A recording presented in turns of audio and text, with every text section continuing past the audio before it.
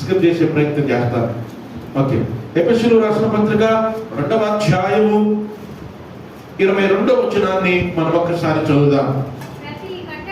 ప్రతి కట్టడమును ఆయనలో చక్కగా అమర్చబడి ప్రభువునందు పరిశుద్ధమైన దేవాలయమగుటకు వృద్ధి పొందుచున్నది.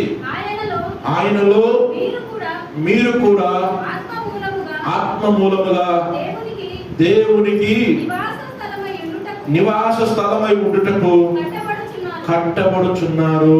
దేవునికి స్తోత్రం. హల్లెలూయా, హల్లెలూయా, హల్లెలూయా. సో చూడండి, ఇక్కడ అక్కడ గుడారం ఏమో వేయబడ్డది. గుడారాన్ని కట్టామంటామా వేసామంటామా? వేసా.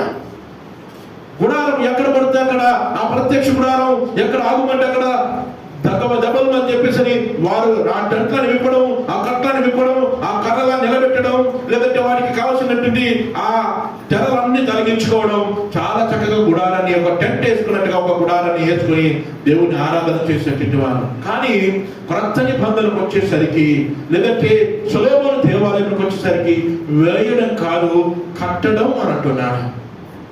అక్కడ గుడారం వేయమన్నాడు, గుడారాన్ని ఇక్కడ కట్టమంటున్నాడు. కట్టడం కంటే ఇది వేయడం కంటే కట్టడం అని చెప్తున్నాడు ఇక్కడ. సో ఇక్కడ మనం అంటాడు, ఆయన అంటాడు, మీరు కూడా ఆత్మ సంబంధమైన నివాసముగా, ఆత్మ మూలముగా దేవునికి నివాస స్థలమై ఉండుటకు కట్టబడుచున్నారు. కొత్త నిబంధన సంఘములో లేదంటే కొత్త నిబంధనలో దేవుడు ఒక ఆలయమును లేదంటే ఒక దేవుని యొక్క మందిరమును కట్టడానికి దేవుడు ఇష్టపడుతూ ఉన్నాడు. సొలొమోను 6 దేవాలయమును కట్టాడు. ఆ తర్వాత ప్రత్యక్ష గుడారం పోయింది, సొలొమోను దేవాలయం మాత్రం ఉండిపోయింది. ప్రత్యక్ష గుడారం లేదు. ఇక సొలొమోను దేవాలయం వచ్చిన తర్వాత ఆ ప్రత్యక్ష గుడారం ఏట్లేదు, ఆ ప్రత్యక్ష గుడారంలోనికి ఎవరు వెళ్ళట్లేదు. ఇక సొలొమోను దేవాలయం దగ్గరికి వెళుతున్నారు, సొలొమోను దేవాలయంలోనే బలులు అర్పిస్తున్నారు, సొలొమోను దేవాలయంలోనే ఏది దీపస్తంభం ఉంది, అక్కడే బలులు అర్పిస్తున్నారు, అక్కడే దీపాలు వెలిగించుకుంటున్నారు, అక్కడే ధూపం వెలిగి వేస్తున్నారు, అక్కడే కరుణాపీఠం దగ్గర ప్రతి సంవత్సరం వెళ్ళి యాజకులు బలులు అర్పిస్తూనే ఉన్నారు. కట్టబడినటువంటి దేవాలయంలో చాలా చక్కగా ఆరాధనలు జరుగుతున్నాయి.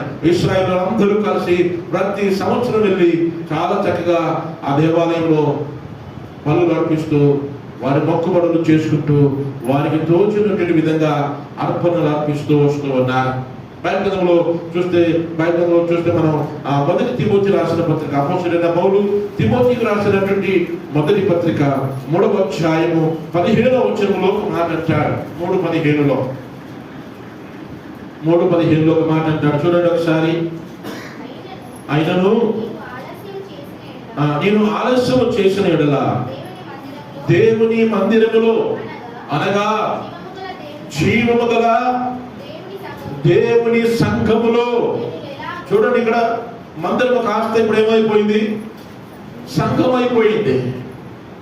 కొత్త నిబంధనకు వచ్చేసరికి పాత నిబంధనలు ఉన్న మందిరం అంతా కూడా ఇప్పుడు దాన్ని సంఘముగా దేవుడు వర్ణిస్తున్నాడు. కొత్త నిబంధనలో గుడారం అన్నాడు, ఆ తర్వాత మందిరం అన్నాడు. పాత నిబంధనకు వచ్చే గుడారము మందిరం అంటే, కొత్త నిబంధనకు వచ్చేసరికి ఆ మందిరాన్ని కాస్త ఏమంటున్నాడు ఇప్పుడు? సంఘము. అందుకే అక్కడ మాట చాలా స్పష్టంగా జ్ఞాపకం చేస్తున్నాడు. అయినను నేను ఆలస్యము చేసిన యెడల దేవుని మందిరములో అనగా జీవము గల దేవుని సంఘములో అంటే దేవుని మందిరము దేవుని సంఘముతో పోల్చాడా? దేవుని మందిరాన్ని దేవుని సంఘంతో అంటే కొత్త నిబంధనకు వచ్చేసరికి ఆ మందిరం కాస్త సంఘముగా మారిపోయింది. ఇప్పుడు సంఘమే దేవుని యొక్క మందిరము. సంఘమే దేవుని యొక్క మందిరము. ఎందుకు మరి సంఘమే దేవుని యొక్క మందిరము అని అనుకున్నప్పుడు దేవుడు అంత పెద్ద మందిరాలు కట్టాల్సిన పర్లేదు కదా? చూడండి, ఆ ప్రత్యక్ష గుడారం కట్టడానికి ఎన్ని తిప్పలు పడ్డారో, ఎంత బంగారము, ఎంత వెండి, ఎంత ఇత్తడి, ఎంతమంది పని వాళ్ళు, ఎన్ని రంగులు, ఎన్ని రకరకాలుగా భాగాలు ఇవన్నీ కూడా ఏర్పాటు చేసి కొలతలు ఇచ్చి, ఈ కొలతలు ఇంతే ఉండాలా, దీపస్తంభం ఇంతే ఉండాలా, లేదంటే కరుణాపీఠం ఇంతే ఉండాలా, లేదంటే బలిపీఠం కొలతలు ఇచ్చి, అన్ని కొలతలు ఇచ్చి కొలతల ప్రకారంగానే చేయడానికి చాలా జాగ్రత్త పడు అని చెప్పాడు. ఏది కూడా ఎక్కువ తక్కువ చేయడానికి వీల్లేదు. ఆయన ఏ కొలతలు ఇస్తే ఆ కొలతలే పెట్టాలన్నాడు. సొలొమోను దేవాలయం వచ్చేసరికి కూడా సొలొమోను కూడా చాలా చక్కగా దేవుడు ఆజ్ఞాపించిన ప్రకారంగా మంచి ఉపకరణాలను ఉపయోగించి, మంచి వస్తువులను ఉపయోగించి ఒక మంచి పెద్ద మందిరాన్ని కట్టించాడు. చాలా పెద్ద మందిరాన్ని కట్టించాడు. ఇశ్రాయేలు అందరికీ ఒకటే ఒక మందిరము, చాలా పెద్ద మందిరం. అది అంత చక్కగా నిర్మించాడు. అక్కడ కనపడుతుందా మీకు? ఓకే, పెట్టండి. సో అంత పెద్ద మంచి దేవాలయం ఏర్పాటు చేశాడు. చూడండి, బైబిల్లో చూస్తే మొదటి రాజుల గ్రంథము 8వ అధ్యాయము 27వ వచనంలో మాట్లాడాడు. మొదటి రాజులు 8:27లో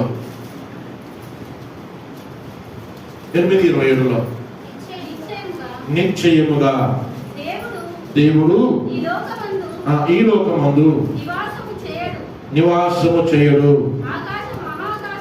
ఆకాశ మహాకాశములు సైతము నిన్ను పట్టజాలవు. నేను కట్టించిన ఈ మందిరము. చూడండి, దేవుడు ఆకాశ మహాకాశములు పట్టజాలను దేవుడు ఆయన. మరి గుడారం ఎందుకు కట్టించాడు? ఈ సొలొమోను మందిరం ఎందుకు కట్టించాడు? ఆకాశ మహాకాశములు పట్టని ఈ మందిరములో ఆయన నివాసం చేయడానికా? కాదు. ఆయన నివాసం చేయడానికి కాదు. ఆ ప్రత్యక్ష గుడారం అంత పని వాళ్ళతోటి, లేదంటే అంత చక్కగా ఎక్కడ పడితే అక్కడ ఆయన కొలతల ప్రకారంగానే దాన్ని ఏర్పాటు చేశాడు. సొలొమోను దేవాలయం అలా కట్టించాడు. ఎందుకు కట్టించాడు? ఆయన నివాసం చేయడానికి అంటే కాదు. చూడండి, బైబిల్లో దినవృత్తాంతంలో 2వ గ్రంథంలో కూడా ఒక మాట అంటాడు. దినవృత్తాంతంలో 2వ గ్రంథము 2వ అధ్యాయము 6వ వచనంలో ఒక మాట అంటాడు. ఆకాశములను మహాకాశములను ఆయనను పట్టజాలవు. ఆకాశములు మహాకాశములు కూడా దేవునికి పట్టజాలవు. మరి ఇంత పెద్ద ఖర్చు పెట్టి, ఇంత పెద్ద పెద్ద మందిరాలు, ఇంత ఎత్తుతోటి, ఎంతో శ్రమతోటి, ఎంతో పని వాళ్ళు కలిగి ఇంత పెద్ద మందిరాలు దేవుడు ఎందుకు కట్టించాడు? యెషయా గ్రంథము 66 మొదటి వచనంలో అంటాడు, ఆకాశము నా సింహాసనము, భూమి అంత పెద్ద దేవుడికి, అంత గొప్ప దేవుడికి, ఆకాశం ఆకాశములు పట్టని దేవుడికి మరి మందిరాలు ఎందుకు కట్టించాల్సిన పరిస్థితి వచ్చింది? ఎందుకు కట్టించాడు? ఈ ప్రత్యక్ష గుడారం ఎందుకు చెప్పాడు? సొలొమోను దేవాలయం ఎందుకు చెప్పాడు? దానికి పునాదులు వేశాడు. ఈ ప్రత్యక్ష గుడారంలో పునాదులు లేవు. ఆ పునాదులు లేకుండా ఒక మందిరాన్ని కట్టించాడు, పునాదులతో మందిరాన్ని కట్టించాడు. అక్కడ మనకు జ్ఞాపకం చేస్తున్నటువంటి ఒక సత్యం ఏంటంటే, పునాదులు లేనటువంటి ఆ ప్రత్యక్ష గుడారం మనకి ఏం చూపిస్తుందని చెప్పామంటే, అది రక్షణ అనుభవంలోనికి వస్తున్నటువంటి పరిస్థితి.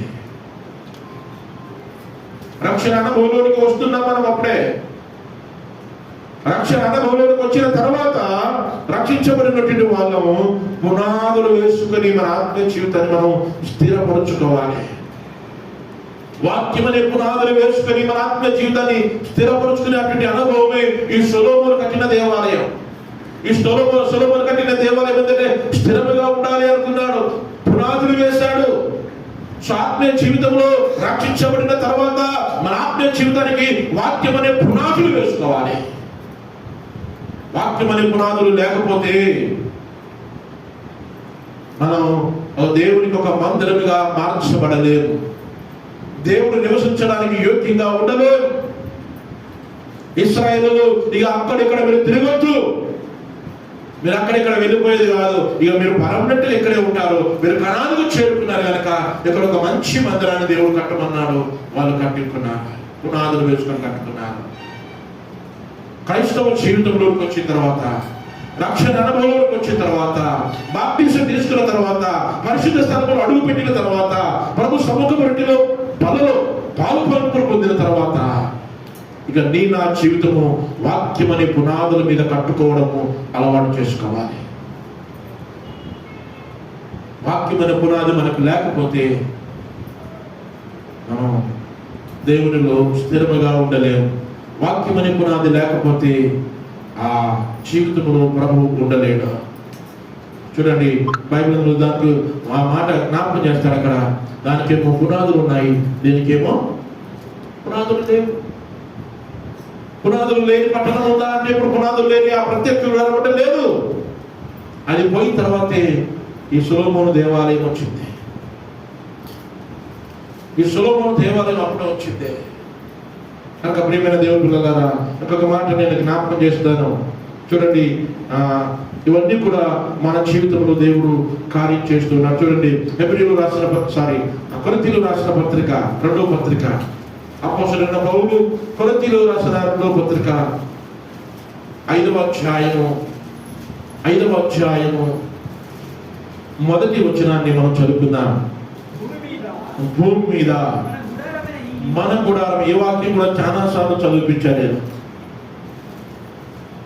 భూమి మీద మన గుడారమైన ఈ నివాసము ఏమైపోయినను. ఇప్పుడు ప్రత్యక్ష గుడారము శిథిలమైపోయింది లేదు. సొలొమోను కట్టిన దేవాలయం కూడా కూలిపోయింది. దాన్ని కూడా కూలగొట్టేశారు, అయిపోయింది. సొలొమోను దేవాలయం ఇప్పుడు లేదు, దాన్ని కూడా కూలగొట్టేశారు. భూమి మీద మన గుడారమైనటువంటి ఈ నివాసము. ఎందుకు దేవుడు ఆ గుడారాలు కట్టిస్తున్నాడు అంటే, అసలు దేవుడు కట్టే ఒక గుడారానికి, అసలు దేవుడు కట్టే ఒక మందిరానికి కావలసినటువంటి పరిస్థితులు ఏవైతే ఉన్నాయో అవన్నీ కూడా ఆ గుడారాల ద్వారా, మందిరాల ద్వారా ఒక ఛాయగా, ఒక నీడగా అందులో ఏవైతే జరిగాయో ఈ గుడారంలో కూడా అవే జరగాలి అని కోరుకుంటాడు ఆయన. పాత నిబంధనలో మనకి ఏది నేర్పించినా ఒక ఛాయగా, ఒక నీడగా, వాటి నిజ స్వరూపము క్రీస్తులో ఉంది, వాటి నిజ స్వరూపము తర్వాత రోజుల్లో రానుంది అనే సత్యాన్ని జ్ఞాపకం చేయడం వరకు దేవుడు ఆ గుడారాలను, లేదంటే ఆ ప్రత్యక్ష గుడారాలను కానీ, లేదంటే సొలొమోను కట్టిన గుడారమును కానీ, దేవాలయమును కానీ దేవుడు మనకు జ్ఞాపకం చేస్తూ ఉన్నాడు. ఇప్పుడు ఆ గుడారం లేదు, ప్రత్యక్ష గుడారం లేదు, సొలొమోను కట్టిన దేవాలయం కూడా లేదు. ఆ రెండు కూడా కూలిపోయాయి, రెండు కూడా అడ్రస్ లేకుండా వెళ్ళిపోయాయి. ఇప్పుడు ఇక్కడ అంటాడు, భూమి మీద మన గుడారమైన ఈ నివాసము, దేవుడు ఏర్పాటు చేసుకున్నటువంటి గుడారము, దేవుడు నిర్మించుకున్నటువంటి గుడారము. ఈ గుడారం ఏంటో తెలుసా? ఇది శిథిలమైపోయేటువంటి గుడారం అనుకుంటున్నాం మనం చాలాసార్లు. ఇది శిథిలమైపోయేటువంటి గుడారం, అయిపోతుంది, ఇక శరీరం కథమైపోతుంది అన్నటువంటి స్వభావాన్ని మనం కలిగి ఉంటాం చాలాసార్లు. ఆ గుడారం తర్వాతే, సొలొమోను గుడారం తర్వాతే బబులోను, ఇది జెరుబ్బాబెలు కట్టినట్టు దేవాలయం ఒకటి వచ్చింది. ముందు ప్రత్యక్ష గుడారం ఉంది, ఆ తర్వాత సొలొమోను దేవాలయం ఉంది. అది కూడా కూలిపోయిన తర్వాత దేవుడు మరొక దేవాలయం నిర్మించాడు. ఏంటిది అది? జెరుబ్బాబెలు దేవాలయం. జెరుబ్బాబెలు దేవాలయం దేవుడు నిర్మించాడు. ఇక్కడ యేసు ప్రభు చెప్తున్న మాట ఏంటంటే, లేదంటే దేవుడు నిర్మించినటువంటి మన దేహము, భూమి మీద ఉన్నటువంటి ఈ గుడారమును శిథిలమైపోయినను, ఆ దేవాలయాలు శిథిలమైపోయాయి, ఈ దేవాలయం కూడా శిథిలమైపోయినను. అంటే మనం చాలాసార్లు ఈ శరీరము కుళ్ళిపోతుంది, శరీరము కాలిపోతుంది, శరీరము మట్టిలో కలుస్తుంది. సో చాలాసార్లు అలాగా మనం చెప్పుకుంటాం. ప్రసంగి గ్రంథము 12వ అధ్యాయంలో ఒక మాట అంటాడు. చనిపోయినప్పుడు ఈ వాక్యం ఎక్కువ మనం చదువుతాం. ప్రసంగి గ్రంథము 12వ అధ్యాయము 7వ వచనం, 12:7లో చనిపోయినప్పుడు ఎక్కువ చదివేటువంటి వాక్యం ఇదే. ఇది ఎప్పుడు చదువుతాం తెలుసా? చనిపోయినప్పుడు ఏ సందర్భంలో చదువుతారు?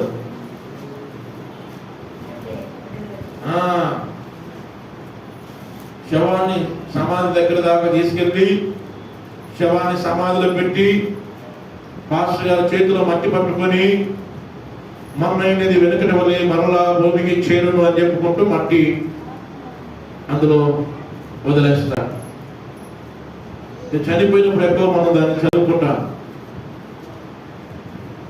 మన్నైనది వెనుకటి వలె మరలా భూమికి చేరును, ఆత్మ దానిని దయచేసిన దేవుని యొద్దకు.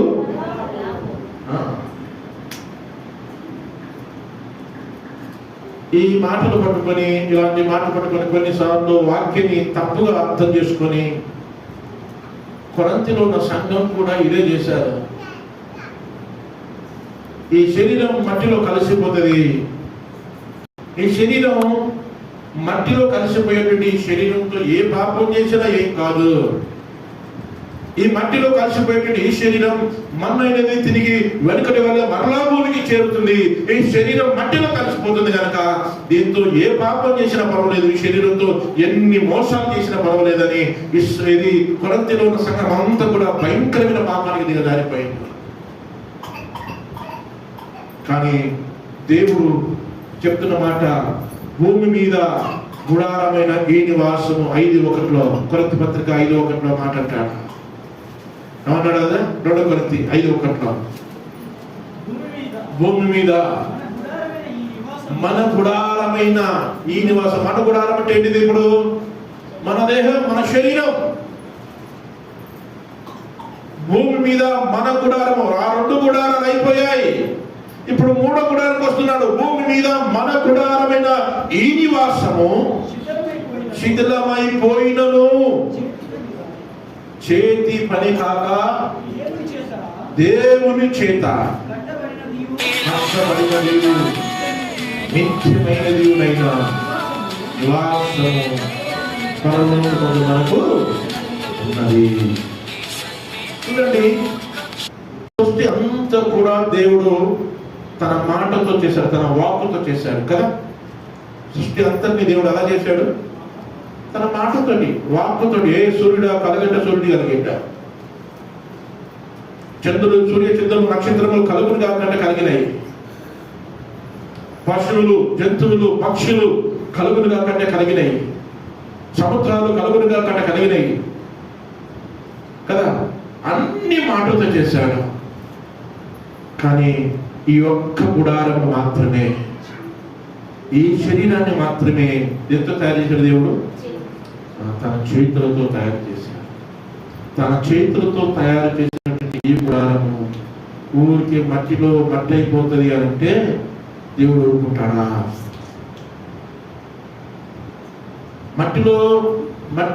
మట్టితో కలవడానికి దేవుడు అంత శ్రమపడి ఆదాముకు గాఢ నిద్ర కలగజేసి ఈ శరీరాన్ని తయారు చేశాడా దేవుడు? దేవుడు ఈ గుడారము తయారు చేసింది, తన చేతులతో తయారు చేసింది. ఈ గుడారము గుండానే దేవుడు మహిమ పొందాలని, ఈ గుడారంలోనే దేవుని యొక్క మహిమ కలగాలని, ఈ గుడారం ద్వారా దేవుని యొక్క సన్నిధి ఉండాలని, ఆ గుడారంలో దేవుడు తన చేతులతో తయారు చేసుకున్నటువంటి గుడారం అది. దేవుడు తన చేతులతో తయారు చేసుకున్న ఒక మంచి మందిరముగా మార్చబడాలన్న ఉద్దేశం ఆయనది. అందుకొరకు ఆయన ఈ గుడారమును తన చేతులతో తయారు చేసుకున్నటువంటి గుడారం ఇది. చూడండి, బైబిల్లో ఒక మాట జ్ఞాపకం చేస్తాను. ఎఫెసీయులకు రాసిన పత్రిక 2వ అధ్యాయము, ఎఫెసీయులకు రాసిన పత్రిక 2వ అధ్యాయము 21వ వచనాన్ని చదువుదాం. ప్రతి కట్టడమును ఆయనలో చక్కగా అమర్చబడి ప్రభువునందు పరిశుద్ధమైన దేవాలయం మగుటకు వృద్ధి పొందుచున్నది. ఈ దేవాలయం మగుటకు వృద్ధి పొందుచున్నది. ఈ దేవాలయం ఏం కావాలా? రోజు రోజుకి ఏం కావాలా? వృద్ధి పొందాలా, అభివృద్ధి పొందాలా. ఆత్మ జీవితంలో రోజు రోజుకు మీ ఆత్మ జీవితంలో మీ శరీరము ఎలాగైతే ఎప్పుడైతే నీ శరీరంలో ఉన్నటువంటి ఆ కోరికలను తీర్చుకుంటున్నావో ఆ శరీరంలో ఉన్నటువంటి దేవుని ఆత్మ కూడా నీ జీవితంలో అభివృద్ధి కలిగే రీతిగా నువ్వు వృద్ధి పొందుతున్నావు. దేవుని ఆలయాన్ని, దేవుని యొక్క మహిమను ఇంకా విస్తృతంగా నువ్వు బయటకు తీసుకుని రావాలి. దేవుని ఆలయము పరిశుద్ధమైనదిగా ఉండటకు వృద్ధి పొందుతున్నా అంటే దీనిని రోజు రోజుకు ఒక పరిశుద్ధమైన దేవాలయంగా మార్చవలసిన బాధ్యత దేవుడు నీకు నాకు ఇచ్చాడు. మనకి ఈ ఆలయం ఏం కావాలా? దేనికోసం వృద్ధి పొందాలా? పరిశుద్ధ పరచక పరిశుద్ధపరచబడుటకు వృద్ధి పొందాలి. చిన్న చిన్నగా క్రమక్రమంగా మీలో ఉన్నటువంటి చెత్త చెదారము మురికి అంతా పారదోలుకోవాలి. పరిశుద్ధపరచబడినట్టు కాదు, వృద్ధి పొందాలి.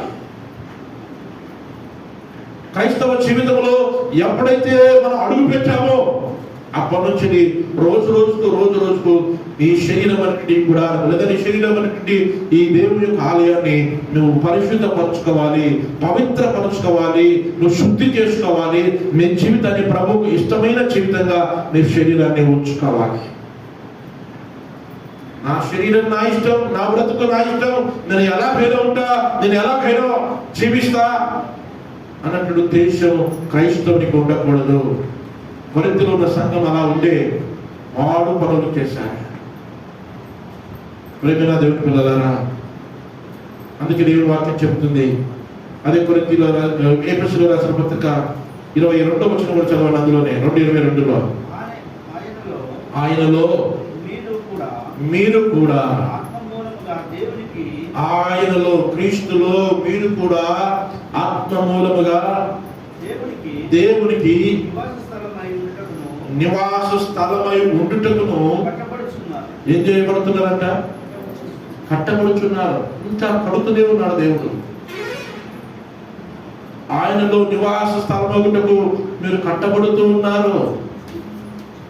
అక్కడ అంటాడు ఆత్మ మూలముగా దేవునికి నివాస స్థలమై ఉండుటకు. దేవుడు నివాసం చేయడానికి యోగ్యమైనటువంటి ఒక మందిరముగా నువ్వు కట్టబడుతూ ఉండాలి. ఆ ప్రత్యక్ష గుడారానికి దేవుడు అన్ని కొలతలు, అన్ని రంగులు, అంతమంది పనివాళ్ళు, బంగారంతోటి, వెండితోటి, ముఖ్యమైనటువంటి చాలా చక్కగా మంచి ఆకారంతో దేవుడు నిర్మాణం చేయడానికి నడిపించాడు. ప్రత్యక్ష గుడారంలో మనం జ్ఞాపకం చేస్తున్నాం. బలిపీఠము, గంగారమును దేవుడితో తయారు చేశారు. వాళ్ళు బలిపీఠం దేవుడితో తయారు చేశారు. గంగారం దేంతో తయారు చేశారు? ఆ బలిపీఠంలో గంగారంలో ఆ వాడినటువంటి వస్తువులు ఇత్తడి, వెండి, కర్ర అవి మాత్రం వాడారు. ఈ పరిశుద్ధ స్థలంలోకి వచ్చిన తర్వాత ఆ రాగి లేదు, ఇత్తడి లేదు, వెండి లేదు. ఏముందంతా రోజుకు నువ్వు పరిశుద్ధపరచబడుతూ ఉండాలి. అక్కడ ఉన్నటువంటి స్థానం, అక్కడ ఉన్నటువంటి పరిస్థితి ఇక్కడికి రాకూడదు. పాత జీవితమే మరలా ముందేసుకొని ఆ పాత దాన్ని తవ్వుకుంటూ ఇంకా నీ జీవితం ముందుకు కొనసాగకూడదు. నువ్వు పరిశుద్ధం పరచబడుటకు, దేవునికి నివాస యోగ్యంగా ఉండుటకు నువ్వు దినదినము పరిశుద్ధపరచబడడానికి నువ్వు కట్టబడుతుండాలి. పవిత్రపరచబడడానికి నువ్వు కట్టబడుతూ ఉండాలి. దేవుడు ఆ కూలిపోయేటువంటి శిథిలమయ్యే ఆ మందిరానికే దేవుడు అంత బాధ్యత వహిస్తే, అంత జాగ్రత్తగా ఉండమని చెప్పేసి అని చెప్తే, మరి నివాసయోగ్యమైనటువంటి ఈ మందిరానికి, దేవుడు ఇచ్చినటువంటి ఈ గుడారానికి ఎంత జాగ్రత్త వహిస్తాడు చెప్పండి.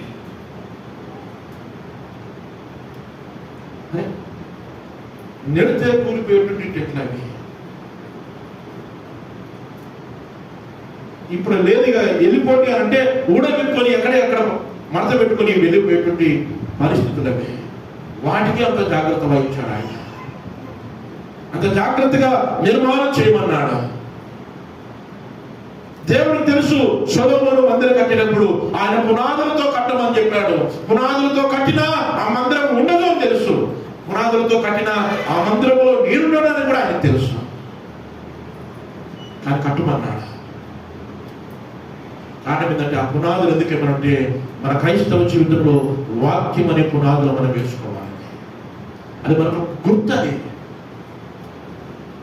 మీరు కడుతున్న మందిరంలో ఉండను, కానీ రాబోతున్నటువంటి నేను కట్టబోయేటువంటి ఒక మందిరం ఒకటి ఉంది. విశ్వాసుల సంఘమైనటువంటి మందిరం ఉంది. ఆ మందిరము ఈ రోజు పునాదులు వేసి కట్టినట్టుగా ఆ క్రైస్తవ జీవితంలో, ఆత్మీయ జీవితంలో వారు కూడా వాక్యమనే పునాదుల మీద కట్టబడుతూ ఉండాలి. వాక్యమనే పునాది లేకపోతే ఆ మందిరములో నేను ఉండను. వాక్యమనే పునాది లేకపోతే ఆ మందిరము దేవుడికి నివాస యోగ్యంగా ఉండదు. వాక్యమనే పునాది వేసుకొని దినదినము పరిశుద్ధపరచబడుటకు వృద్ధి పొందాలి. చూడండి, బైబిల్ గ్రంథంలో మొదటి పత్రిక అపోస్తలుడైన పౌలు కొరింథీయులకు రాసిన మొదటి పత్రిక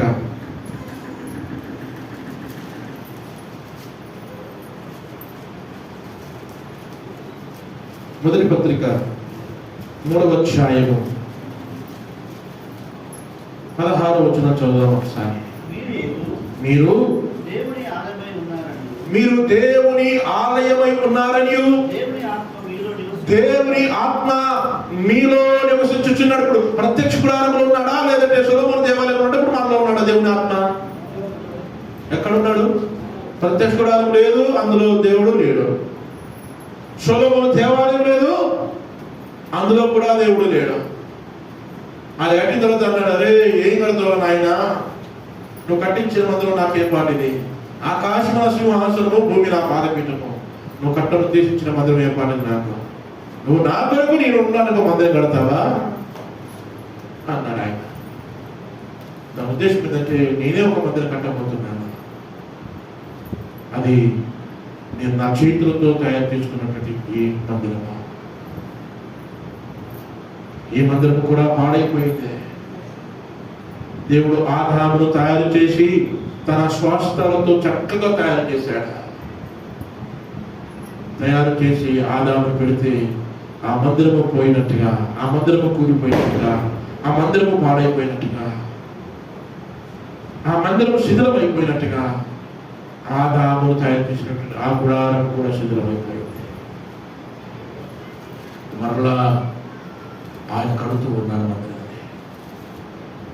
శిథిలమైపోయినటువంటి, చింద్రమైపోయినటువంటి మన జీవితాన్ని, మన బ్రతుకును మనలో నివసించాలని, ఆయనకు పరిశుద్ధ మందిరముగా ఉండాలని, ఆయన నివసించడానికి యోగ్యమైనటువంటి మందిరముగా ఉండాలని, దినదినము అభివృద్ధి పొందుతున్నటువంటి మందిరముగా దేవుడు మందిరాన్ని కడుతూ ఉన్నాడు. మీరు దేవుని ఆలయమై ఉన్నారని, దేవుని ఆత్మ మీలో నివసించుచున్నాడని మీరు ఎరగరా?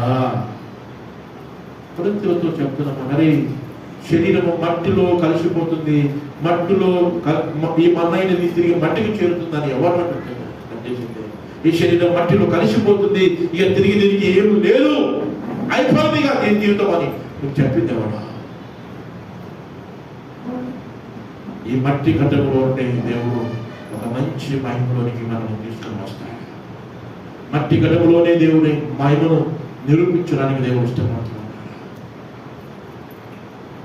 కనుక మనము దేవుని ఆలయం, దేవుని ఆత్మ మనలో నివసించుచున్నాడు కనుక మనం జాగ్రత్త కలిగి ఉండాలి. మనం యొక్క దేవుని మందిరం, మనం యొక్క ప్రత్యక్ష గుడారము, మనం యొక్క సొలొమోను దేవాలయం. అందులో దేవుడు మన జీవితంలో ఉండడానికి ఇష్టపడుతున్నాడు, మన బ్రతుకులు ఉండడానికి ఇష్టపడుతున్నాడు. చూడండి 17వ వచనం చదవండి ఒకసారి.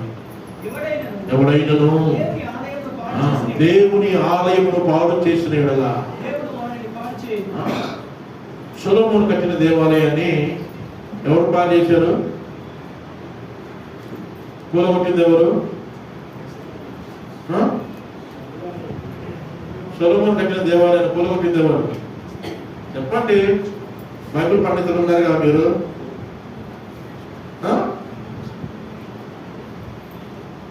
ఎవడైనా దేవుని ఆలయమును పాడు చేసిన యెడల దేవుడు వారిని పాడు చేయి. దేవుని ఆలయం అంటే ఇప్పుడు ఎంత పవిత్రంగా చూస్తారు కదా. దేవుని ఆలయం అంటే హిందువులు చాలా పవిత్రంగా చూస్తారు. అలాంటి చీమ ఉంటుంది కనుక జలుబు చేసింది, చీది గోడకు రాస్తాం కొన్నిసార్లు. అది చర్చి గోడ అయిన పద్ధతి రాసేస్తాం మనం. ఓకే, పిల్లలకు ముక్కు వచ్చిందనుకో చీది మన బట్టలు దూసుకోకుండా ఏం చేస్తాం, కార్పెట్కి దూసేస్తాం కదా. చాలా సందర్భాల్లో అలాంటివి జరుగుతాయి, చూస్తాం అప్పుడప్పుడు మన విశ్వాసం మధ్యలోనే. అదే పరిస్థితి హిందూ దేవాలయాల దగ్గరికి వెళ్ళి చేయండి, చేయనిస్తారా వాళ్ళు? చేస్తా వాళ్ళు ఏమంటారు, హే ఏంటిది, గుడిది, దేవుడు గుడిది, అంత పవిత్రంగా చూస్తున్నారు ఎవరు దేవాలయాన్ని. దేవుడు అంటున్నాడు, నీ దేహమే దేవుని ఆలయం, నీ దేహమే దేవుని ఆలయం. చూడండి, ఎవడైనా దేవుని ఆలయమును పాడు చేస్తే, నీ దేహాన్ని పాడు చేసుకుంటే, నీ దేహముతో ఇష్టం వచ్చింది నువ్వు చేస్తే, నీ దేహమును ఇష్టం వచ్చినట్టుగా పాడు చేసుకుంటే, ఎవడైనా దేవుని ఆలయమును పాడు చేసిన ఎడల దేవుడు వానిని పాడు చేయును.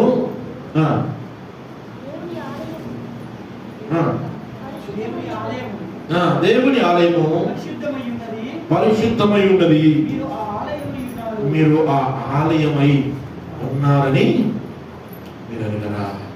తెలియదా? మీరు తెలుసుకోలేరా? దేవుని ఆలయము ఏమైందంట? పరిశుద్ధమైనది.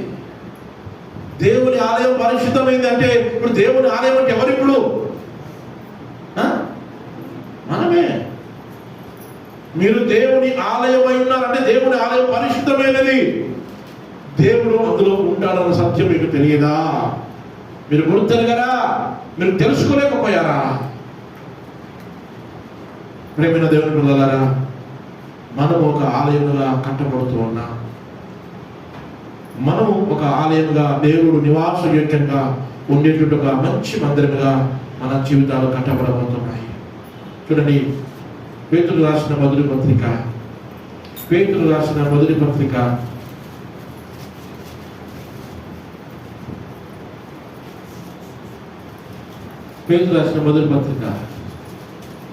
2వ అధ్యాయము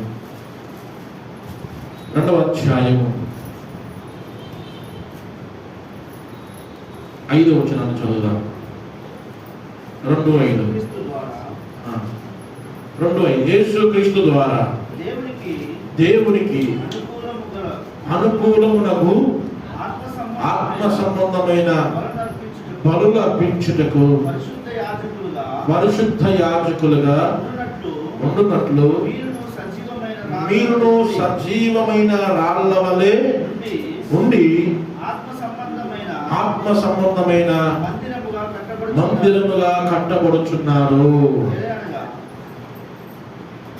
ఆత్మ సంబంధమైన మందిరముగా, సజీవమైన రాళ్ల వలె ఉండి ఆత్మ సంబంధమైన మందిరముగా కట్టబడుచున్నారు. మనం దేవుడు కడుతున్నటువంటి మందిరములో, దేవుడు కడుతున్న మందిరములో ఒక్కొక్కరము, దేవుడు కడుతున్న సంఘములో ఒక్కొక్కరము ఒక్కొక్క రాయిగా, ఒక్కొక్కరు ఒక్కొక్క ఇటుకగా, ఒక్కొక్కరు ఒక్కొక్క పనిముట్టుగా దేవుని మందిరానికి ఉపయోగపడే వారంగా ఉండాలి. మన ప్రతి వ్యక్తి, మన సంఘంలో ఉన్నటువంటి ప్రతి వ్యక్తి జీవితం దేవుని కొరకు ఆ మందిరముగా కట్టబడడానికి యోగ్యమైనటువంటి పనిముట్టుగా మన జీవితాలు మారాలి. నిజంగా నీ ద్వారా, నీ జీవితం ద్వారా దేవుడికి ఏమైనా ఉపయోగం ఉందా? నేను దేవుని పని కొరకు ఏమైనా వాడబడుతున్నానా? ఇప్పుడు మనం బ్యాటరీలో ట్యాంకి కట్టాం, దానికి నీళ్ళు అవసరం, ఇసుక అవసరం, కంకర అవసరం, రాళ్ళు అవసరం, సిమెంట్ అవసరం కదా, టైల్స్ అవసరం, టాపి అవసరం, గుండురాయి అవసరం, లెవెల్ పైప్ అవసరం. అలా చెప్పుకుంటూ పోతే చాలా పనిముట్లు అవసరం. అందులో ఏదో ఒక పనిముట్టులో నువ్వు మార్చబడాలి. అంటే నా మట్టుకు కనీసం లెవెల్ పైప్ గానే ఉండలేకపోతానా నేను? నా మట్టుకు నేను ఒక ఇటుకగా ఉండకపోతానా? ఒక రాయిగా ఉండకపోతానా? ఆ మేస్త్రి వాడు ఒక టాపిగా నేను ఉండకపోతానా నేను? అంటే నువ్వు దేవుని పరిచర్యలో ఏ రకంగా ఏ పనిముట్టుగా నువ్వు వాడబడుతున్నావు, ఏ రాయిగా వాడబడుతున్నావు, నువ్వు ఏ రాయిగా నేను వాడబడట్లేదు అని అంటే అది ఎందుకు పనికిరాని రాయి. ఎందుకు పనికిరాని రాయనే తీసుకొచ్చి పడితే, అయ్యా నేనున్నాను, నన్ను కూడా ఆ బాప్టిజం ట్యాంకులో కట్టుకున్నట్టే ఆ మేస్త్రి దానికి అవసరం అయితే ఆ పనికి రాకపోయినా దాన్ని ఆ చెక్కి దాన్ని ఆటో ఇటో కొట్టి ఎక్కడో ఒక సందులో ఉపయోగపడేటట్టుగా చేస్తాడు. కానీ వాడబడాలన్న ఆశ నీకు ఉండాలి. నేను కూడా దేవుని పరిచర్యలో వాడబడాలి, దేవుని పనికి మీరు పనికొచ్చే పాత్రగా ఉండాలి అని ఆశ నీకు ఉండాలి. అది కూడా నీకు లేకపోతే, ఆ మాత్రం కూడా నువ్వు చేయకపోతే నువ్వు సజీవమైన రాయివే కాదు. ప్రేమైన దేవుని పిల్లలారా, ఆవరణం దాటుకుని పరిశుద్ధ స్థలంలోకి వచ్చినటువంటి వాళ్ళ మనమందరం కూడా సజీవమైన రావాలంటే ఒక్కొక్కరము ఒక్కొక్క పనిముట్టుగా దేవుని పరిచర్యలో నీకు చాలైంది, నీకు సాధ్యమైంది దేవుని పరిచర్యలో నిజంగా నువ్వు సజీవమైన రాళ్ళవని దేవుని చేతిలో ఉన్నావు అన్న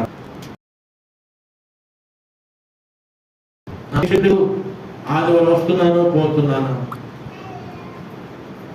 ఆ తర్వాత మళ్ళా ఇక నాకు ఏం సంబంధం లేదు, మళ్ళీ అలా వస్తే మళ్ళీ పోతాను, కూర్చుంటాను, ఆయన చెప్పింది వింటాను, ఒక 10 రూపాయలు కానికేస్తాను, నేను వెళ్తాను. అట్లాంటి నేను చెప్తాను, సినిమా పోయించినట్టే పోతున్నారు మీరు, అంతే తప్ప వేరేమీ లేదు. సినిమాకు పోయించినట్టే పోతున్నారు. మనం సజీవమైన రాళ్ళ వలె కట్టబడుతున్నటువంటి వాళ్ళు. చూడండి ఒక మాటని కొరింథీయులకు రాసిన మొదటి పత్రిక 6వ అధ్యాయము 19వ వచనం చదువుదాం ఒకసారి. మీ దేహము ఎవరి వల్ల గ్రహించబడ్డది? నీ సొత్తు కాదు. మీ దేహము దేవుని వలన మీకు అనుగ్రహింపబడి మీలో ఉన్న పరిశుద్ధాత్మకు ఆలయమై ఉన్నదని మీరు అడగరా? మీరు మీ సొత్తు. మీరెవరు సొత్తు? మరి చెప్పాలి, మీరెవరు సొత్తు? దేవుని సొత్తు దేవునికి ఇవ్వడానికి, దేవుని సొత్తు దేవుని పని కొరకు ఉపయోగపడడానికి నీకు అంత బద్ధకం వేస్తే నేను దేంతో కొట్టమంటాను, లేదా నేను ఏమనమంటాను? మనం దేవుని సొత్తు దేవునికి ఇవ్వాలి, దేవుని సొత్తు దేవుని పని కొరకు వాడబడాలి. నువ్వే నీ సొత్తు కాదు, నువ్వు దేవుని సొత్తు అంట. దేవుడు నిన్ను కొన్నాడంట, ఆయన నిన్ను విలువ పెట్టి కొన్నాడంట, ఆయన రక్తం ఇచ్చి నిన్ను కొన్నాడు, తన ప్రాణం ఇచ్చి నిన్ను కొనుక్కున్నాడు. నువ్వు ఆయన సొత్తు, నువ్వు ఆయన చేతిలో వాడబడాలి, ఆయన పని కొరకు వాడబడాలి, ఆయన పరిచర్య కొరకు నువ్వు వాడబడాలి. దేవుని మందిరము దేవుని పరిచర్య కొరకు వాడబడాలనా, లేదంటే ఇంకా వేరే వాటి కొరకు వాడబడాలనా? దేవుని మందిరం ఏం జరగాల? దేవుని పని జరగాల, దేవుని పరిచర్య జరగాల. ఆ మందిరాన్ని కట్టుకునేది అందుకు కదా. ప్రత్యక్ష గుడారం కట్టింది ఎందుకు? అందులో బలులు అర్పించే దగ్గర బలులు అర్పించాలా, గంగల దగ్గర కడుక్కునేది కడుక్కోవాలా, సన్నిధి బలులు పాలు పువ్వులు పొందాలా, దీపవృక్షం వెలిగించుకోవాలా, ధూప వేదిక వేయాలా, ఆ తర్వాత మనసు దగ్గరికి రావాలా, కరుణాపీఠం దగ్గరికి రావాలా. ఇవన్నీ ఎక్కడ చేసే పనులు అక్కడ చేయాలా. అది అప్పుడే అది దేవుని మందిరము, అది ప్రత్యక్ష గుడారము. దేవుడు ఎక్కడ ఏం చేయమన్నాడో అక్కడంతా చేసుకుని రావాలి. అవేమి చేయకపోతే ప్రత్యక్ష గుడారం కట్టేందుకు ఉపయోగం ఉందేమన్నా? ఏం లేదు. సొలొమోను మందిరం కట్టాడు, పునాదులు వేసి కట్టాడు, పునాదులు వేసిన కట్టినటువంటి ఆ మందిరములో ఇశ్రాయేలు అందరూ వెళ్ళి ప్రతి సంవత్సరం బలులు అర్పిస్తూ మొక్కుబళ్ళు చెల్లించుకుంటూ వస్తున్నారు. యాజకులు అందులో సేవ చేస్తున్నారు, లేవీయులు దాన్ని శుభ్రం చేస్తున్నారు.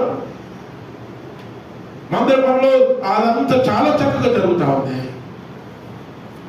కట్టిన ఉద్దేశం నెరవేర్చబడుతుంది. మరి నిన్ను నన్ను కొనుక్కున్న ఉద్దేశం, దేవుడు కొనుక్కున్న ఉద్దేశం, దేవుడు విలువ పెట్టి నిన్ను కొన్నాడు కదా, నువ్వు ఆయన సొత్తు కదా, నీ పట్ల ఆయన ఉద్దేశం నెరవేరుతుందా? నెరవేర్చబడాలి.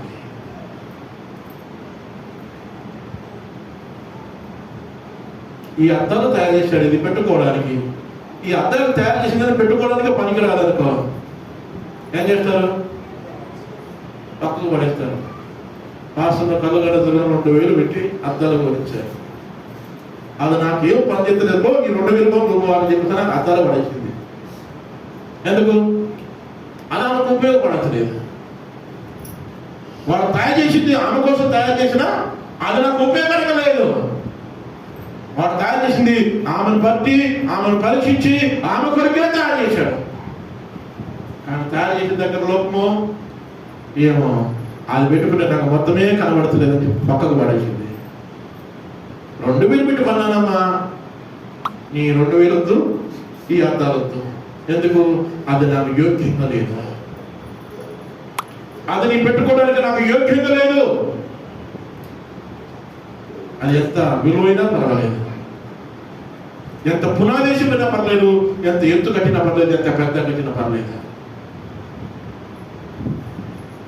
ఎంత అందమున్నా, ఎంత డబ్బున్నా, ఎంత బంగారం ఉన్నా, ఎన్ని ఆస్తి పాస్తులు ఉన్నా, దేవుడు నివసించే యోగ్యమైనటువంటి ప్రవర్తన, దేవుడు వాడుకునే యోగ్యమైనటువంటి జీవితం నీలో లేకపోతే అది ఎంత విలువైన జీవితమైనా, యేసు లేకపోతే అంత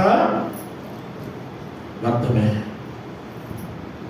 మీరు మీ సొత్తు కాదు, మీరు విలువ పెట్టి కొనబడిన వారు కనుక మీ దేహంతో దేవుడిని ఏం చేయాలి? దేహంతో దేవుడిని మహిమపరచాలి, దేవునికి ప్రాధాన్యతనివ్వాలి, దేవునికి ప్రాముఖ్యతనివ్వాలి. చివరిగా కొన్ని మాటలు జ్ఞాపకం చేసి నేను ముగించే ప్రయత్నం చేస్తాను. మొదటి పేతురు రాసిన పత్రిక, ఇందాక తీసిందే 2వ అధ్యాయం. పేతురు రాసిన మొదటి పత్రిక 2వ అధ్యాయం 5వ వచనాన్ని చదువుదాం మరొకసారి. యేసుక్రీస్తు ద్వారా దేవునికి అనుకూలమునకు ఆత్మ సంబంధమైన బలులు అర్పించుటకును, చూడ చాలా జాగ్రత్త వినాల, ఆత్మ సంబంధమైన బలులు అర్పించుటకు. ఎవరట? పరిశుద్ధ యాజకులుగా. ప్రత్యక్ష ప్రారంభంలో సేవ చేసేది ఎవరు? యాజకులు. సొలొమోను దేవాలయంలో సేవ చేసేది ఎవరు? యాజకులు. ఇప్పుడు మనల్ని అంటున్నాడు ఆయన, యేసుక్రీస్తు ద్వారా దేవునికి అనుకూలమునకు ఆత్మ సంబంధమైన బలులు అర్పించుటకు. ఏ సంబంధమైన బలులు? ఆత్మ సంబంధమైన బలులు. అప్పట్లాగా కోళ్ళను కొయ్యి, గొర్రెలు కొయ్యి, మేకలు కొయ్యి, ఏమి లేకపోతే కనీసం కోడికలను పావులను కొయ్యి, అది కూడా లేకపోతే టెంకాయ కొట్టు చెప్పట్లేదు ఆయన. ఆత్మ సంబంధమైన బలులు అర్పించడానికి నువ్వు సిద్ధంగా ఉండాలి. ఎందుకు? నువ్వు ఒక యాజకుడివి. ఆ రోజుల్లో పాత నిబంధన గ్రంథములో, లేదంటే లేదంటే ఆ ప్రత్యక్ష పురాణం దగ్గర కానీ, లేదంటే సొలొమోను కట్టిన దేవాలయం దగ్గర కానీ, ఆ రోజుల్లో దేవుడు ఆ 12 గోత్రాలలో ఒక గోత్రానికి మాత్రమే యాజక ధర్మాన్ని ఇచ్చాడు కదా. 12 గోత్రాలలో ఒక్క గోత్రానికి మాత్రమే ఆ సేవ చేసే యోగ్యతను, ధన్యతను, అవకాశము దేవుడు అనుగ్రహించాడు. కానీ ఈ క్రొత్త నిబంధనలో మనమందరము కూడా ఆత్మ సంబంధమైన యాజకులమే. మనమందరము కూడా ఆత్మ సంబంధమైన యాజకులమే. మనం ఏం చేయాలా? ఆ యాజకుడు బలులు అర్పించాడు, అక్కడ ప్రత్యక్ష గుడారంలో బలులు అర్పించాడు, సొలొమోను దేవాలయంలో కూడా బలులు అర్పించాడు. మరి ఈ ఆత్మ సంబంధమైన యాజకులుగా పిలువబడినటువంటి మీరు, ఆత్మ సంబంధమైన యాజకులుగా ఉన్నటువంటి మీరు ఏ బలులు అర్పిస్తున్నారా? ఆత్మ సంబంధమైన బలులు అర్పించమని దేవుని వాక్యం చెబుతుంది. అర్పించాలా? అర్పించలేము. ప్రతి వారం వచ్చి 10 రూపాయలు 20 రూపాయలు అది కాదు మీరు అర్పించేది, అది కాదు మరి, అది కాదు మరి. ఆత్మ సంబంధమైన బలులంట. ఎందుకు అర్పించమంటున్నారు మీరు అందరూ కూడా? ఎవరంట? ఏ యాజకులు? మామూలు యాజకులు కాదు. మీరు మళ్ళా మనమందరం మామూలు యాజకులం కాదు. ఏ యాజకులం? పరిశుద్ధ యాజకులం. పరిశుద్ధ యాజకులుగా ఉన్నట్లు మీరును సజీవమైన రాళ్ళ వలె ఆత్మ సంబంధమైన మందిరముగా కట్టబడుచున్నారు. ఆత్మ సంబంధమైన బలులేంటో 1-2 చెప్పి నేను ముగించే ప్రయత్నం చేస్తాను. టైం బాగా అవుతుంది. ఓకే, 1-2 చెప్పి నేను ముగిస్తాను. ఆత్మ సంబంధమైనటువంటి బలుల రోమీయులు రాసిన పత్రిక 1వ అధ్యాయం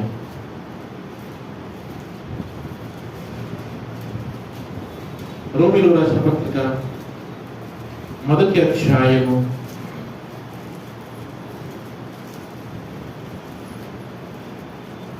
12వ అధ్యాయం 1వ వచనం. 12వ అధ్యాయము 1వ వచనం. రోమీయులు రాసిన పత్రిక 12వ అధ్యాయము 1వ వచనం. కాబట్టి సహోదరులారా, పరిశుద్ధమును దేవునికి అనుకూలమునై ఉన్న సజీవ యాగముగా మీ శరీరములను ఆయనకు బలిగా సమర్పించుకొనుడి. అది పరిశుద్ధమైన యాగం. దేవుడికి మీ శరీరములనే ఏం చేయాలి? దేవుడికి బలిగా అర్పించాలి. భక్తుడి శరీరం కాదు, మన శరీరాలనే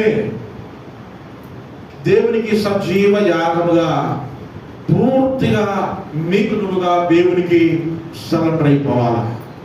అది ఒక బలి, ఒక యాగం, ఒక బలి అర్పించినట్టు. నీ శరీరాన్ని నువ్వు దేవునికి పూర్తిగా సరెండర్ చేయకపోతే నువ్వు దేవునికి అసలు యాజక ధర్మమే చేయట్లేదు. నీ శరీరము దేవుడికి అర్పించు. అదే ఒక బలి. నువ్వు చేసేటది ఆ యాజకులు చేసేటువంటి బలి తప్పే. వాళ్ళు కోళ్ళను, గొర్రెలను, మేకలను బలి చేశారు. ఈరోజు దేవుడు ఏం చేయమంటున్నాడు? నీ శరీరాన్ని బలిగా నాకు అర్పించు. ఆత్మ సంబంధమైన బలి అది. శరీరాన్ని బలిగా అర్పించండి మళ్ళా కత్తి తీసుకొని పొడుచుకునేది, అది కాదు. ఆ శరీరాన్ని బలిగా అర్పించుకున్నాడు కానీ రక్తంతో మొత్తం ఇంటికి పోయి కత్తి తీసుకొని చేతులు మేకగా కోసుకొని ఇక బదులు అర్పించిన చెప్పొద్దు. మీ శరీరమును పూర్తిగా దేవునికి సమర్పించుకోవాలి. నీ శరీరంలో దేవుడు మహిమ పొందాలి. నీ శరీరము ఏది పడితే అది తినొద్దు, ఏది పడితే అది తాగొద్దు, ఏది పడితే అది మాట్లాడొద్దు. శరీరంతో ఏది దేవుడికి వ్యతిరేకమైన కార్యక్రమం చేయొద్దు. చేస్తే నువ్వు దేవుడికి సరైనటువంటి బలి ఇవ్వట్లేదు. నువ్వు పరిశుద్ధ యాజకుడివే కాదు. మొదటి బలి అది ఇయ్యాలంటే నీకు విధేయత ఉండాలి. శరీరం ఇవ్వాలంటే ఏం కావాలి? నీకు విధేయత కావాలి. దేవుడు వాక్యం చెప్పింది నా శరీరాన్ని ఇవ్వమని. ఇవ్వాలన్న విధేయత నీకుంటే ఇస్తావు. విధేయత నీకు లేకపోతే దేవుడు ఏమన్నాడు? నాకెట్లా అప్పుడప్పుడు ఇంత కావాలంటే. విధేయత లేకపోతే నీ జీవితాన్ని నీ ఇష్టం వచ్చినట్టుగా నడిపించుకుంటావు.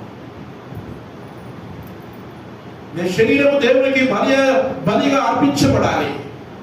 నీ శరీరము దేవునికి ఒక సజీవ యాగముగా సమర్పించాలి. అది సమర్పించాలంటే నీకేం కావాలా? విధేయత కావాలి. బైబిల్లో పాత నిబంధన కాలంలో అబ్రహాము దేవుడు అడిగాడు, అబ్రహమా నువ్వు ప్రేమించే ఇస్సాకును నాకు బలిగా ఇవ్వమని. ఇస్సాకు చాలా విధేయత కలిగినటువంటి వ్యక్తి. చెప్పాడు అబ్రహాం, బాబు నీ శరీరాన్ని దేవుడు బలిగా అడుగుతున్నాడు, నీ జీవితాన్ని. ఓకే డాడీ నేను రెడీ అన్నాడు. బలిపీఠం మీద పడుకోవడానికి కూడా విధేయత చూపాడు. విధేయత అంటే అది చచ్చిపోతాను ఇప్పుడు బలిపీఠం మీద పడుకుంటే మా నాయన కత్తి తీసుకొని నా మెడకే కోస్తాడు తెలుసు ఆ పిల్లోడికి, ఇస్సాకు తెలుసు. అయినా విధేయత కలిగి, తండ్రి మాటను విని విధేయత కలిగి ఏం చేశాడు? తన జీవితాన్ని సమర్పించుకున్నాడు. ఓకేనా నా ఇష్టం.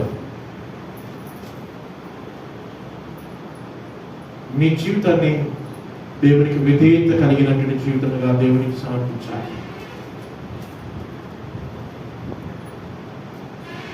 కనుక ప్రేమైన దేవుని పిల్లలారా, మీ జీవితం, మీ శరీరం దేవునికి పూర్తిగా దేవుని సేవలోనే ఖర్చు పెట్టేటట్టుగా మీ జీవితం ఉండాలి. అది విధేయత కలిగితే మాత్రమే ఆ పనిలో చేయగలుగుతా. రెండో మాట జ్ఞాపకం చేస్తాను. హెబ్రీయులకు రాసిన పత్రిక 13వ అధ్యాయం. హెబ్రీయులకు రాసిన పత్రిక 13వ అధ్యాయం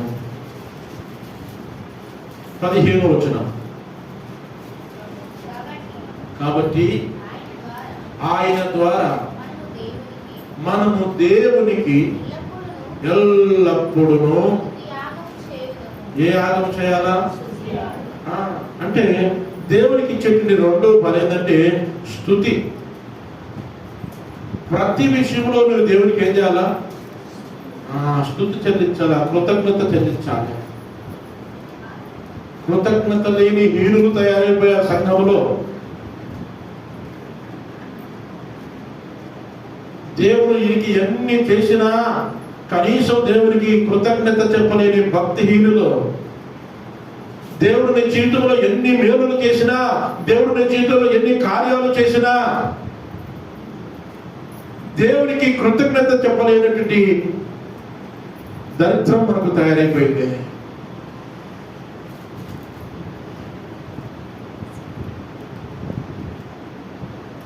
కృతజ్ఞత అంటే మనం చాలాసార్లు ప్రభువా నీకు థ్యాంక్స్, స్తోత్రం అని చెప్తే అయిపోతుంది అనుకుంటాం. సో అది దానికంటే అది వేరే ఉండదు. కనీసం స్తుతి ప్రతి విషయంలో ఎక్కడికి వెళ్ళినా ఏం చేసినా స్తుతి యాగము చెల్లించేటువంటి పరిస్థితిని ఉండాలి. ఉదయం లేచామంటే మోకాలు వేసి ప్రార్థన చేసేటువంటి అనుభవం నీకు ఉండాలి. దేవుడా రాత్రంతా కాపాడులో నీకు వందనాలు. కృతజ్ఞత స్తుతి అది కూడా చేయలేని దరిద్రం ఉంటే దేవుడు మరొక ఉదయాన్ని నీకు ఎందుకు ఇవ్వాలి?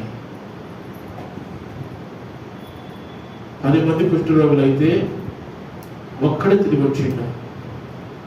యేసు ప్రభు అన్నాడు, మిగిలిన 9 మంది ఎక్కడ వాళ్ళు శుద్ధి పొందుకోలేదా, స్వస్థత పొందుకోలేదా? పొందుకున్నారు. కానీ వారి దగ్గర నుంచి కూడా ఆ కృతజ్ఞతను ఎదురు చూశాడు ప్రభు. అందరూ ప్రతికారం తెల్లాలి. కానీ తెల్లాలేసి ఆ ఉదయం లేవగానే ప్రభువా ఈ ఉదయం నీవు నాకు ఇచ్చినందుకు, ఈ రోజు నాకు ఇచ్చినందుకు నీకు వందనాలని చెప్పగలిగిన వాళ్ళు ఎంతమంది?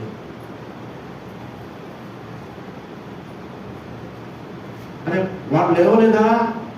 పడుకొని వాడు లేవలేదంటే వాడుకు లేచాడు ప్రభువా, కానీ వాడు రాలేదే. మోకాలు లేచి మరి ప్రార్థన చేయడానికి రాలేదే. కృతజ్ఞత హీనుడు. స్వస్థత పొందుకున్నాడు, కానీ రాలేదు తిరిగి. ఉదయం సాయంకాలం ప్రార్థన చేసేటువంటి భక్తిహీనత మన జీవితానికి ఉంది. ఈ శరీరాన్ని దేవునికి సజీవ యాగముగా సమర్పించాలి. నువ్వు పరిశుద్ధమైన యాజకుడివి కదా, దేవాలయంలో బలులర్పించే యాజకుడివి కదా, నీ జీవితమే దేవుడిది కదా, నీ సొత్తు దేవుడిది కదా, నిన్ను విలువ పెట్టు కొన్నాడు కదా ఆయన. ఆయన తెల్లారేసి ప్రార్థన చేయడానికి ఏం పోయింది నీకు? మోకాలు వేసి ప్రభువా నీకు స్తోత్రమయ్యా, ఈ దినం నాకు ఇచ్చినందుకు నీకు వందనాలు. ఎంతో మంది దినాలు చూడగా చచ్చిపోయి ఉంటారు, కానీ నాకు మాత్రం మరొక జీవితాన్ని, మరొక ఆయుష్ను పొడిగించి మరొక రోజును నా జీవితంలో ఇచ్చినందుకు నీకు వందనాన్ని చెప్పలేని కృతజ్ఞత హీనుడు బాబు. స్తుతియాగం చెల్లించే స్తోమత నీకు లేదా? దానికి కూడా డబ్బులు ఖర్చు పెట్టాలా నువ్వు? లేదుగా.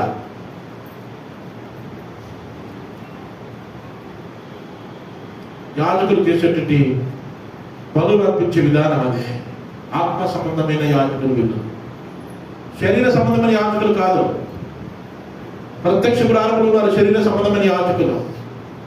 వాడవడం తీసుకొచ్చి మేకలు ఇస్తే బలి ఇప్పించి ఆ బలి రక్తాన్ని తీసుకొచ్చి మనసు దగ్గర ప్రోక్షించేటువంటి వాళ్ళు శరీర సంబంధమైన యాజకులు. మీరెవరు? మనందరం ఎవరు? ఆత్మ సంబంధమైన యాజకులు. ఆత్మ సంబంధమైనటువంటి కనెక్షన్ కలిగి ఉండాలి దేవుడితోటి. మూడోదిగా చెప్పి ముగిస్తారు. అదే హెబ్రీయులకు రాసిన పత్రిక 13వ అధ్యాయం. అరే మీరు పేరు ఎందుకు వచ్చిన పర్లేదు,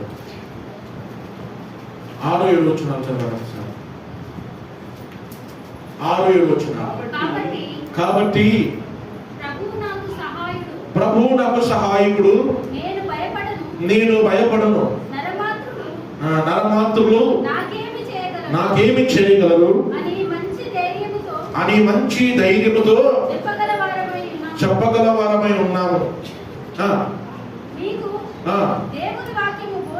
మీకు దేవుని వాక్యమును బోధించి మీ పైని నాయకులుగా ఉన్న వారిని జ్ఞాపకము చేసుకుని వారి ప్రవర్తన ఫలమును శ్రద్ధగా తలాంచుకొనుచు వారి విశ్వాసమును అనుసరించుడి.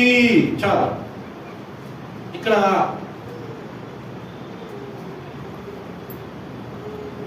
5-6 వచనాలు, 6-7 వచనాల్లో జ్ఞాపకం చేసే మాట ఏంటంటే ఇతరులకు సేవ చేయడము. సో మాట మరొకసారి చదువుదాం. 6వ వచనం వచ్చేది. కాబట్టి ప్రభు నాకు సహాయకుడు, నేను భయపడను. నరమాత్రుడు నాకేమి చేయగలడు అని మంచి ధైర్యముతో చెప్పగల వారమై ఉన్నా. ఎవరి గురించి చెప్పాలా? దేవుని గురించి చెప్పాలా. నువ్వు ఆయన సొత్తు కనుక, ఆయన నిన్ను కొనుక్కున్నాడు కనుక, ఆయన వ్యక్తిని కనుక, ఆయన నీలో నివసిస్తున్నాడు కనుక కనీసం రోజుకు 24 గంటల్లో కొంత సమయమైన ఆయన పనులు చేయాలి. ఎందుకు? ఆయన సొత్తును ఆయన నిన్ను కొన్నాడు, ఆయన నిన్ను విలువ పెట్టి కొనుక్కున్నాడు, ఆయన తన రక్తం ఇచ్చి కొనుక్కున్నాడు నిన్న.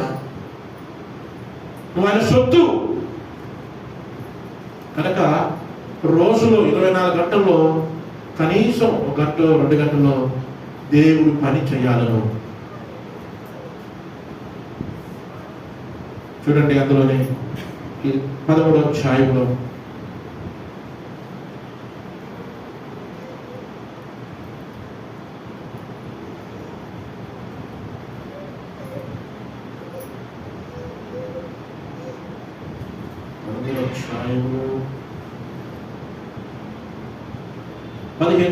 మరొకసారి చదువుమా.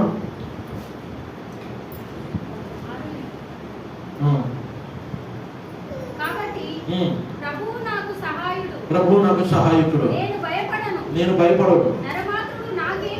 15వ వచనం. కాబట్టి ఆయన ద్వారా మనకు దేవునికి ఎల్లప్పుడూ స్తుతియాగము చేయుదుము, అనగా ఆయన నామమును ఒప్పుకొనుచు జిహ్వా ఫలము అర్పించుదుము, ఉపకారమును ధర్మమును చేయ మర్చిపోకుడి. అట్టి యాగములు, అట్టి యాగములు దేవునికి ఇష్టమైనవి. ఉపకారమును ధర్మమును చేయ మర్చిపోకుడి. కొంత సమయం నువ్వు దేవుని పరిచర్య కొరకు, దేవుని యొక్క నామస్మరణ కొరకు, ఉపకారము ధర్మము దేవుని పేరట పరిచర్యలను కొనసాగించాలి. అట్టి యాగము, అట్టి పరిశుద్ధమైనటువంటి యాగము చేసే యాగము దేవునికి ఇష్టమైనటువంటిది. రోజులో కొంత సమయం దేవుని పని చేస్తే అది దేవునికి ఇష్టమైనటువంటి పని. యాజకులు చేసే పని అదే. తెల్లారు లేచిందంటే కొంత సమయం కాదు, వారు తెల్లారు లేచిందంటే యాజకులు దేవాలయంలో ఉంటారు, దేవాలయం పనంతా చేస్తారు. పరిశుద్ధ స్థలంలో ఇది ప్రత్యక్ష గుడారంలో అలాగే చేశారు, సొలొమోను దేవాలయంలో అలాగే చేశారు, జెరుబ్బాబెలు దేవాలయంలో కూడా అలాగే చేశారు. కానీ దేవుడు నిర్మించుకున్నటువంటి ఈ మందిరంలో, దేవుడు తన స్వస్థలతోటి తన చేతులతో నిర్మించుకున్న ఈ మందిరంలో దేవుని పని జరగాలి అంటే రోజులో కొంత తప్పకుండా ఏం చేయాలా? దేవుని పని చేయాలి. ఎందుకంటే ఆయన నిన్ను పోషించేవాడు, ఆయన నిన్ను పెంచేవాడు, ఆయన నిన్ను అక్కలు తీర్చేవాడు, ఆయన అవసరతలు తీర్చేవాడు, నిన్ను కాపాడేవాడు, నిన్ను పోషించేవాడు, అన్ని రకాలుగా ప్రతిదీ నీకు చూసుకునేది ఆయనే కనుక ఆయన పనులు చేయకపోతే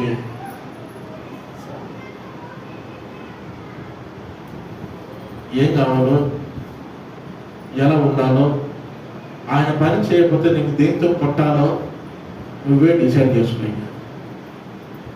వచ్చే వారం ఏదైనా మన సాక్ష్యం చెప్తున్నామనంటే, వచ్చే వారం ఇక్కడ సాక్ష్యం చెప్పే సమయంలో చెప్తున్నామంటే తప్పకుండా నిలబడి ఈ వారంలో నేను దేవుడి కొరకు కొంత సమయాన్ని కేటాయించాను, రోజుకు ఒక అరగంట ఒక గంట దేవుడి కొరకు నీ సమయాన్ని కేటాయించాను, పరిచర్యలో పాలుపంపు పొందాను, పలానా దగ్గర పలానా అన్నకు, పలానా తమ్ముడికి, పలానా కుటుంబానికి దేవుని సువార్తను అందించాను, దేవుని ప్రేమను చూపించాను, లేదంటే వారి కొరకు విజ్ఞాపన చేశాను. ఏదో ఒక పరిచర్యలో పాలుపంపులు పొందినటువంటి విధంగా ఇక్కడ ఆ సాక్షి చెప్పాలి. దేవునికి స్తోత్రం. మీ అందరికి వందనాలు, అమ్మగారికి 5 వందనాలు, నాకు జ్వరం తగ్గింది, మీరు అందరికీ వందనాలు, స్తోత్రం. నువ్వు ప్రార్థన చేసినా చేయకపోయినా ఒక టాబ్లెట్ వేసుకుంటే జ్వరం పోతుంది కదా. దానికి అయ్యగారు అమ్మగారు ప్రార్థన చేయాలి, సగమంతా ప్రార్థన చేయాలి, దానికి నువ్వు సాక్షిగా నిలబడాలి. ఇక్కడ దేవుడు నిన్ను నిర్మించినందుకు కాదు, మీరు పరిశుద్ధమైన యాచకుడిగా పెట్టినందుకు కాదు, ఆయన జీవాఫలమును అర్పించడానికి, స్తుతియాగం చేయడానికి, మీ జీవితాన్ని సమర్పించుకోవడానికి, ఆయన పని చేయడానికి పరిశుద్ధమైన యాజకుడిగా నిన్ను పెట్టాడు. ఈ వారంలో ఎవరు ఖాళీ ఉండకుండా మీ పరిధిలో మీరు చేయగలిగినటువంటి పరిచయం చేయండి. ప్రభు తప్పకుండా మనం దీవిస్తాడు, ఆశీర్వదిస్తాడు. తలలో చూద్దాం, కళ్ళు మూసుకుందాం, ప్రార్థన చేసుకుందాం. తలలోంచి కళ్ళు మూసుకొని ప్రార్థన చేసుకుని ప్రభు నామాన్ని మహిమపరుద్దాం.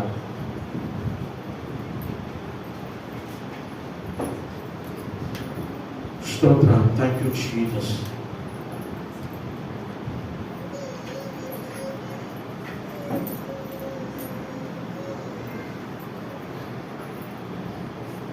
అందరం అలాగే తల నుంచి కళ్ళు మూసుకొని ప్రార్థన పూర్వకంగా ఉందాం.